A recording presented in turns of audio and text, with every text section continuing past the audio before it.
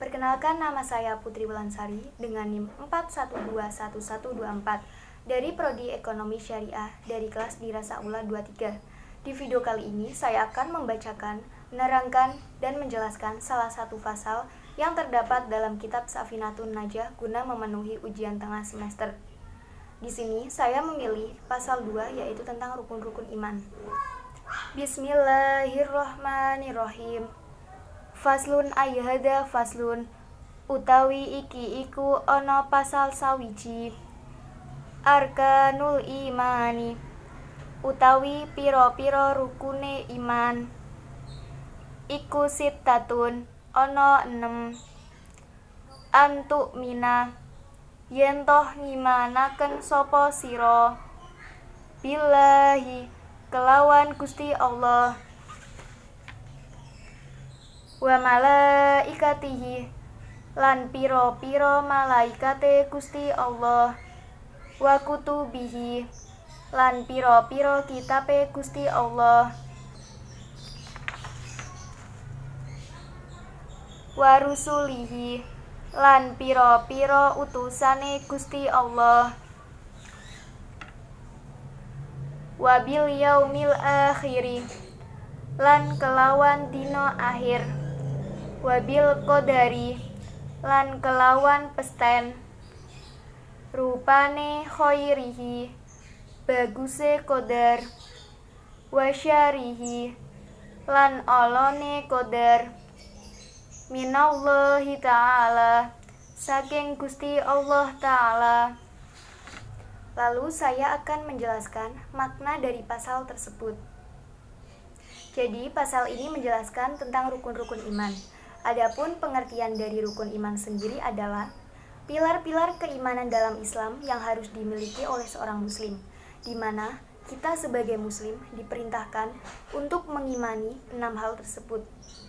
6 rukun iman ini didasarkan dari ayat-ayat Al-Quran dan hadis yang ada di dalam kitab Sahih Bukhari dan Sahih Muslim yang diriwayatkan oleh Umar bin Khattab. Pengertian iman sendiri secara bahasa artinya keyakinan atau kepercayaan. Sedangkan secara istilah, iman adalah mempercayai dengan hati, diucapkan dengan lisan, dan diamalkan dengan perbuatan. Ketika sudah mengarah ke iman, menurut kitab Fathul Bahri, sarahnya Sahih Muslim, itu akan menjadikan pikiran kita lebih tenang, dan akan ada kelezatan yang dirasakan oleh raga, dan akan ada kenikmatan yang dirasakan oleh pikiran ataupun hati. Adapun rukun iman itu jumlahnya ada 6, yaitu yang pertama, iman kepada Allah Subhanahu wa Ta'ala. Kita sebagai seorang muslim maka harus mempercayai dan meyakini bahwa Allah itu benar-benar ada, meskipun seseorang tidak pernah melihat wujudnya ataupun mendengar suaranya. Kita wajib percaya bahwa Allah adalah penguasa alam semesta dan tidak ada duanya. Kita juga harus mengimani uluhiyah Allah, yang artinya tidak ada sembahan yang berhak disembah kecuali Allah Subhanahu wa Ta'ala. Untuk beriman kepada Allah, kita harus mengimani asma-asma Allah, yaitu Asmaul Husna yang berjumlah 99, dan juga mengimani sifat-sifatnya Allah, baik itu sifat-sifat wajib, sifat jaiz, ataupun sifat mungkin. Kemudian, rukun iman yang kedua adalah iman kepada malaikat Allah. Kita sebagai seorang muslim, maka wajib mengimani adanya malaikat sebagai makhluk ciptaan Allah, beserta amalan dan tugas yang diberikan Allah kepada para malaikat tersebut. Adapun malaikat yang wajib kita imani ada 10, yaitu yang pertama, Jibril, bertugas menyampaikan wahyu Allah kepada Rasul-Rasul dan meniupkan roh ke dalam janin. Yang kedua, Mikail, bertugas membagi rezeki dan menurunkan hujan.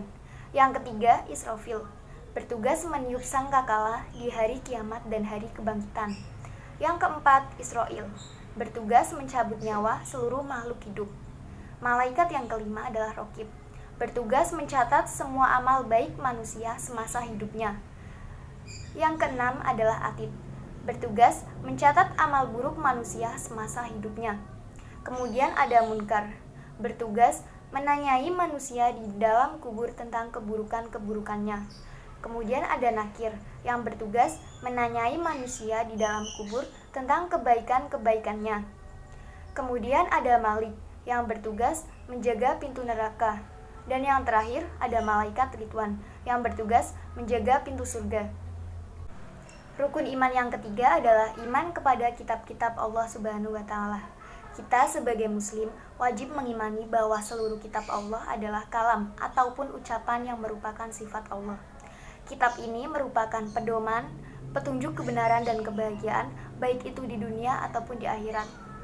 Di dalam Islam sendiri, ada 4 kitab suci yang wajib diimani, yaitu yang pertama, Taurat. Taurat ini diturunkan kepada Nabi Musa alaihissalam.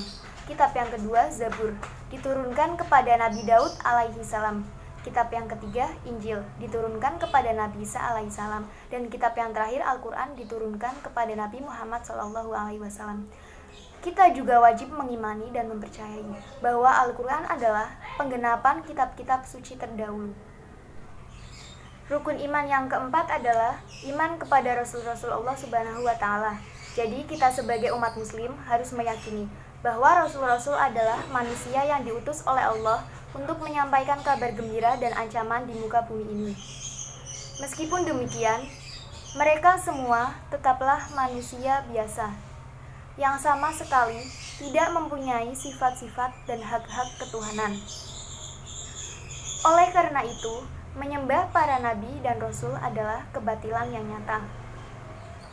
Lalu, ada 25 nabi yang kita percayai, yaitu Adam, Idris, Nuh, Hud, Soleh, Ibrahim, Lut, Ismail, Ishak, Yakub, Yusuf, Ayub, Syu'aib, Musa, Harun, Zulkifli, Daud, Sulaiman, Ilyas, Ilyasa, Yunus, Zakaria, Yahya, Isa, dan Muhammad. Itulah ke-25 nabi yang wajib kita imani sebagai umat Islam. Lalu, rukun iman yang kelima adalah iman kepada hari akhir atau hari kiamat. Jadi, kita sebagai umat muslim wajib mengimani adanya hari kiamat atau hari akhir, di mana pada hari tersebut kehidupan di alam semesta ini akan musnah. Dalam Islam sendiri, kiamat terbagi menjadi 2, yaitu kiamat kubro atau kiamat besar dan kiamat sugro atau kiamat kecil. Kita juga harus mengimani hari kebangkitan di padang mahsyar kelak yang akan berakhir di surga ataupun neraka. Kita juga sebagai umat muslim harus mengimani tanda-tanda akan terjadinya hari kiamat. Rukun iman yang terakhir adalah iman kepada qada dan qadar. Kita sebagai seorang muslim harus mempercayai kepada qada dan qadar yang merupakan takdir Allah yang baik ataupun yang buruk. Takdir sendiri merupakan ketentuan yang terjadi di alam semesta ini. Sedangkan menurut bahasa, qada berarti ketetapan. Jadi, sebelum manusia lahir dan sebelum dunia ini tercipta, Allah sudah punya ketetapan. Qada ini ditulis pada kitab Lauh Mahfuz, baik itu tentang hidup, kebaikan, keburukan, bahkan sampai kematian. Sementara, qadar menurut bahasa berarti ketentuan ataupun kepastian Allah. Sedangkan, secara istilah, qadar berarti penentuan yang pasti dan sudah ditetapkan oleh Allah, termasuk yang sedang terjadi, yang akan terjadi, dan yang belum terjadi. Hubungan qada dan qadar tidak bisa dipisahkan, karena keduanya merupakan hubungan ketergantungan, di mana qada merupakan rencana dan qadar merupakan perwujudan atau kenyataan. Dua kata ini juga dikenal sebagai takdir oleh Allah. Jadi setelah mengetahui tentang rukun-rukun iman Allah, selanjutnya saya akan menjelaskan tentang hikmah dari rukun iman bagi kehidupan kita sehari-hari. Jadi hikmah dari rukun iman bagi kehidupan adalah 1. Jika kita beriman kepada Allah Subhanahu wa Ta'ala, maka hikmah beriman kepada Allah diantaranya adalah yang pertama, bisa membuat hati kita lebih tenang. Yang kedua, kita akan diberi kemudahan dalam hidup. Kemudian yang ketiga, kita mendapat kebahagiaan yang sesungguhnya. Dan yang keempat, dapat mencegah dari perbuatan syirik. Hikmah yang kedua adalah hikmah beriman kepada malaikat Allah. Hikmah dari beriman kepada malaikat Allah sendiri yaitu yang pertama, membuat kita semakin semangat dalam berbuat kebaikan. Yang kedua, bisa menghindari kegiatan maksiat. Yang ketiga, senantiasa berbuat baik. Dan yang keempat, menjadi yakin pada pertolongan Allah melalui malaikat-malaikatnya. Hikmah yang ketiga adalah jika kita beriman kepada kitab-kitab Allah. Hikmah beriman kepada kitab-kitab Allah adalah Yang pertama, kita bisa mengetahui pedoman hidup yang harus kita jalankan. Yang kedua, kita bisa mengetahui dan membedakan mana yang baik dan mana yang buruk. Serta yang ketiga adalah kita bisa memupuk sikap toleransi antar sesama. Lalu yang keempat adalah hikmah iman kepada Rasul-Rasul Allah. Adapun hikmah jika kita beriman kepada Rasul-Rasul Allah adalah yang pertama, menjadikan teladan sifat-sifat yang dimiliki oleh para rasul. Yang kedua, dan menjadikan kisah para rasul sebagai ibrah atau pelajaran bagi kita. Selain itu, hikmah lain dari iman kepada rasul yaitu bisa memunculkan kecintaan kita kepada para rasul atas pengorbanan mereka untuk agama Islam. Kemudian hikmah yang kelima adalah hikmah beriman kepada hari akhir. Jadi hikmah beriman kepada hari akhir yang pertama yaitu kita selalu berbuat baik dan benar. Kita juga selalu beramal soleh dan mempersiapkan diri dengan sungguh-sungguh untuk menghadapi hari akhir. Kemudian hikmah yang terakhir adalah hikmah beriman kepada qada dan qadar. Adapun hikmah beriman kepada qada dan qadar yaitu yang pertama, kita bisa mendorong sikap seimbang antara optimisme dan tawakal. Serta kita juga bisa melatih diri untuk lebih banyak bersyukur dan bersabar kepada Allah. Sekian penjelasan dari saya. Mohon maaf apabila ada kesalahan yang disengaja maupun tidak disengaja. Terima kasih. Wassalamualaikum warahmatullahi wabarakatuh.